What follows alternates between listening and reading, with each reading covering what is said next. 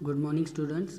मैं अमित सर वत्सला भाई वनमाड़ी school of scholars की तरफ से पिछले तासिका में हमने नमक का दरोगा इस लेसन में पंडित आलोक दीन के ऊपर नमक का गैरकानूनी तरीके से व्यापार करने के जुर्म में उनको गिरफ्तार कर लिया।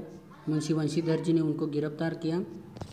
उसके बाद जो मुकदमा अदालत में चला उस वक्त एक ये जो फैसला था इस मुकदमे का वो पंडित आलोक दीन के बाजू में लगा और वंशीधर जी को झूठा साबित कर दिया गया।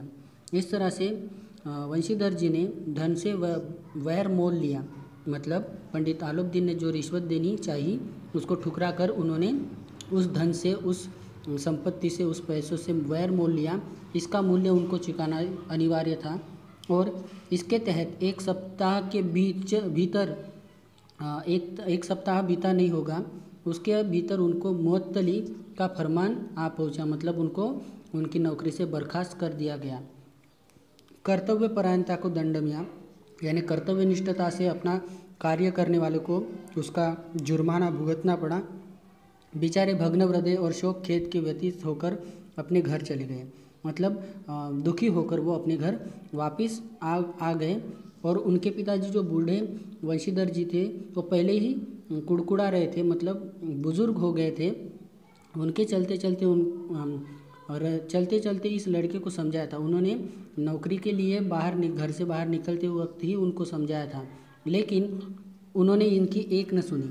सब अपनी मनमानी करने लगे और वो कहने लगे हम तो तगादे सहे बुढ़ापे में भगत बनकर बैठेंगे। हमारा क्या है, हम आज ज़िंदा है, कल को हम गुजर जाएंगे, लेकिन पूरी ज़िंदगी तुमको जो बितानी है वो इस तरह से तुम बिता नहीं सकते। बस वही सूखी तनख्वाह, मतलब हमने भी तो नौकरी की। उन्होंने कहा कि हमने भी नौकरी की लेकिन कोई ओहदेदार नहीं थे, लेकिन काम किया, दिल खोल कर किया और आप ईमानदार बनने चले। मतलब हमने भी ईमानदारी से नौकरी की, लेकिन तुमने ज़रूरत से ज़्यादा ही ईमानदार बनने की कोशिश की, इसके चलते तुमको अपनी नौकरी गंवानी पड़ी। घर में चारों ओर अंधेरा छाने लगा और मस्जिद में अवश्य दिया जलाएंगे, मतलब घर में अगर अंधेरा होगा लेकिन मस्जिद में दिया ज़रूर जलाएंगे, ऐसे वो कहने लगे। खैर इसी समझ पर पढ़ना लिखना सब अकारत गया, मतलब तुम्हारी पढ़ाई लिखाई बेकार गई। इसके थोड़े ही दिनों बाद जब मुंशी वंशीधर इस अवस्था में घर पहुंचे और बूढ़े पिताजी ने यह समाचार सुना कि उनके बेटे की नौकरी उनसे छीन ली गई, तो वो सर पीट कर रह गए। बोले जी चाहता है कि तुम्हारा और अपना सिर फोड़ लो। बहुत देर तक खुद ही पछता कर हाथ मलते रहे और क्रोध में यानी गुस्से में आकर कुछ कठोर बातें उनको सुना भी दी। यदि वंशीधर वहाँ से टल नहीं जाते, मतलब वहाँ से हटते नहीं, बाजू में चले नहीं जाते, तो अवश्य ही इस क्रोध में उनके पिताजी कुछ विपरीत कर बैठते। अभी उनके वृद्ध माता पिता को इतना दुख हुआ।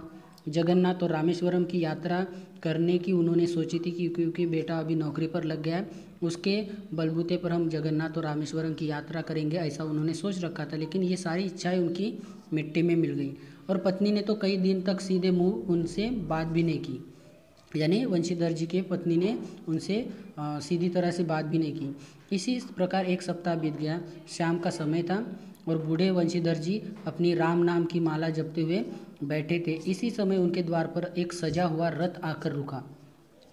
हरे और गुलाबी पर्दे पर पछरिए बैलों की जोड़ी, उनकी गर्दनों में नीले धागे, सिंह पीतल से, यानी सजा हुआ पूरा रथ वहाँ पे आकर रुका और कई नौकर जाकर उनके साथ भी थे। मुंशी अगवानी को दौड़े, देखा तो पंडित आलोक दीन है। झुककर दंडवत की और लल्लो चप्पू की बातें कर, मतलब इधर उधर की उन्होंने फॉर्मल बातें की। हमारा भाग्य उदय हुआ जो आपके चरण हमारे द्वार पर पड़े, आप हमारे पूज्य देवता है, मतलब उनकी थोड़ी सी आवभगत करना चाहिए और एक फॉर्मल बातें करते हुए उन्होंने उनका आदर सत्कार करना चाहा। आपको कौन मुंह दिखावे, मुंह तो कालिक लगी, यानी वंशीधर जी के जो बूढ़े पिताजी थे वो पंडित आलोक दीन की स्तुति करते हुए अपने ही बच्चे को यानी अपने बेटे को दो बातें सुनाने लगे। लेकिन करे तो क्या करे, हमारा लड़का ही अभागा है, कपूत है, नहीं तो आपसे मुंह छिपाना पड़ता क्या। मतलब उसने आपसे बैर मोल लिया, इसलिए उसकी नौकरी चली गई। अगर उसकी जगह कोई और होता तो आपकी सेवा में अभी लगा रहता। ईश्वर निसंतान चाहे। उन्होंने यहाँ तक बोल दिया कि ऐसी संतान होने से अच्छा है भगवान किसी को बच्चे ही ना दे या संतान ही ना दे। उसके ऊपर आलोक दीन ने कहा, नहीं भाई साहब ऐसा मत कहिए। मुंशी जी ने चकित होकर, ऐसी संतान को और क्या कहूँ। मुंशीदास जी ने कहा कि आप कह रहे कि ऐसा मत कहिए, लेकिन ऐसी संतान को मैं क्या बोलूँ। आलोक दीन ने वात्सल्यपूर्व स्वर में कहा, कुल तिलक और पुरखों की कीर्ति उज्जवल करने वाले संसार में ऐसे कितने धर्मपरायण मनुष्य हैं जो धर्म पर अपना सब कुछ अर्पण कर सकें। मतलब ये हमारे समाज में इतना ईमानदारी से काम करने वाले कितने लोग हैं जो अपना घर बार, अपना परिवार तक अपनी नौकरी पर या अपनी ईमानदारी पर, न्यौछावर या कुर्बान करने वाले कितने लोग हैं हमारे समाज में। पंडित आलोक दीन ने वंशीधर से कहा, दरोगा जी इसे खुशामद समझिए, न समझिए। मतलब मैं आपके यहाँ आपकी खुशामद करने के लिए आया हूँ, ऐसा मत समझिए। खुशामद करने के लिए मुझे इतना कष्ट करने की ज़रूरत नहीं थी। मतलब खुशामद करने के लिए तुम्हारे घर आने की ज़रूरत नहीं थी।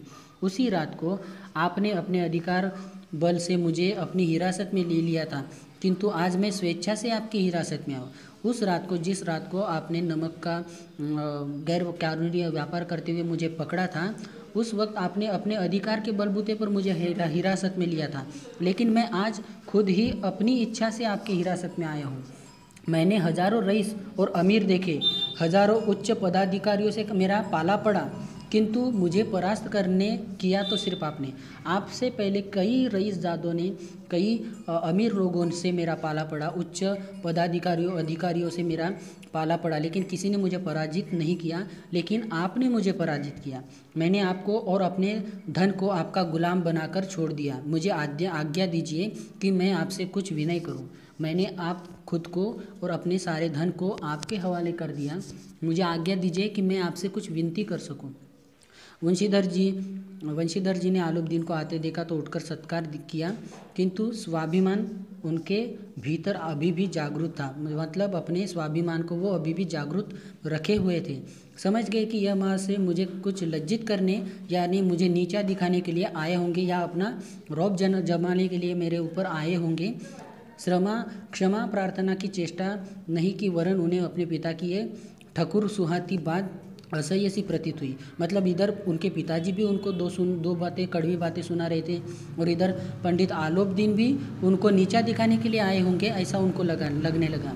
गर्व ने अब लज्जा के सामने सिर झुका दिया। शर्माते हुए बोले, यह आपकी उदारता है जो आप ऐसा कहते हैं। मुझसे जो कुछ अविनय हुई हो, यानी मुझसे अगर कुछ गलती हो गई तो उसके लिए मुझे क्षमा कर दीजिए। मैं धर्म की बेड़ी में झुकड़ा हुआ था, नहीं तो वैसे आपका मैं दास ही हूँ, जो आपकी आज्ञा होगी मेरे सर माथे पर। इसके आगे का पोर्शन हम नेक्स्ट पीरियड में देखेंगे। धन्यवाद।